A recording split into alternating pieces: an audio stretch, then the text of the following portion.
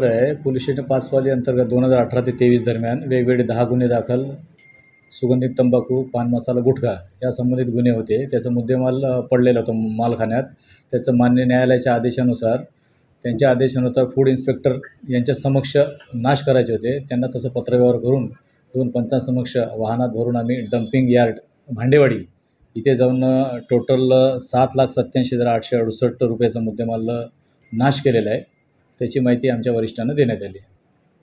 Total याच्यात 10 गुन्हे होते. 2018 ते 23 दरम्यान जे सुगंधित तंबाखू, गुटखा, पान मसाला टोटल किंमत 7,87,868 रुपयाचा मुद्देमाल होता. ते मान्य न्यायालयाच्या आदेशाने समक्ष फूड इन्स्पेक्टर पाहिजे, त्याच्यात डॉक्टर अर्चना खंडारे त्या होत्या डम्पिंग यार्डला. मी स्वतः होतो, माझे स्टाफ आणि 2 पंचांसमक्ष JCB फूड तिथले जे डम्पिंग यार्डचे निरीक्षक राहतात त्यांनी त्यांच्या अधीनस्थ असलेल्या अधिकारी अंमलदाराच्या समक्ष JCBच्या साहाय्याने पूर्ण मुद्देमाल नाश करण्यात आला होता.